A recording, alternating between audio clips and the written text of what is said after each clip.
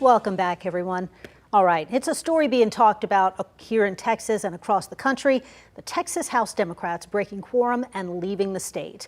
And one of the biggest talking points about what's going on is whether it could cost the Democrats their seats in the Texas House. Now, if it does, it wouldn't be the first time. For more on that story, we have to go back 155 years. And joining us on a trip back in time is KUT reporter Lauren McGaughy. And Lauren, thank you so much for taking the time to talk with us today. Sure, breaking news, just a little late to it. Tiny little bit late.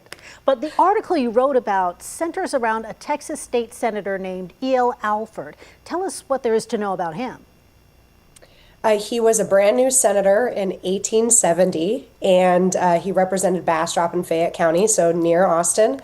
And, it was a tumultuous time in Texas history. And one of the biggest fights was over whether the governor should be able to create a state militia and give himself power to suspend, to declare martial law, basically suspending civil liberties for a short period of time. And our Senator E.L. Alford, he didn't quite cotton to that, and it caused a bit of a rift in the Capitol. Now, it looks like his career didn't last too long in the State House, but like you said, he did play a big part in a walkout during the legislative session back in 1870. That's right. So E.L. Alford and 12 other senators basically just got up and walked out of the Texas Senate when this militia bill was being debated.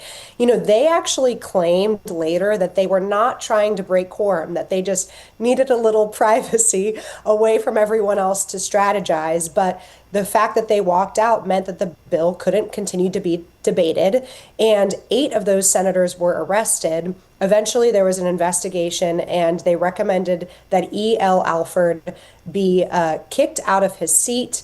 He was found guilty of quorum breaking, but his real offense here was that he allegedly hit a sergeant at arms. And so even though the quorum breaking is what caused this alleged violence, it was the violence that really got him kicked out of his seat.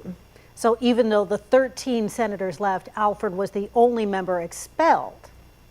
That's right. And he actually didn't go quietly. A little while later, the Senate actually voted to reinstate him. He came back. He continued voting for several months. And then a smaller faction of senators said, no, he can't come back. We already expelled him. Eventually, the governor, who he was at odds with, called a special election, and a replacement was chosen. And then on the first day of the next session, both Alford and the replacement showed up. They both tried to take the seat. There were some disagreements, but eventually Alford was replaced by this new senator, and his legislative career was over. So what lessons from this century-old saga can we use with what's unfolding right now? I spoke to some legal experts and historians about this case, and they said, look, Reconstruction era Texas was a messy place, and let's not set our sights on trying to model that part of history. But they did say, what this story told us in a lesson is, if there is a disagreement that can't be fixed with politics, we need to look to the letter of the law. What does the law say strictly? Who has the authority to enforce it? And what does that actually mean? And I think with what's happening now with the current quorum breakers, a lot of the law that is being tested right now is new testing. It's questions that have not been settled in the courts, that haven't been tried before. And so we can look back to the Alford case, but I think whatever happens now is also going to be history in the making. It definitely will be. Reporter Lauren McGaughy with KUT Austin, bringing some interesting historical Texas information. Thank you so much again for your time and for being here with us. You're welcome.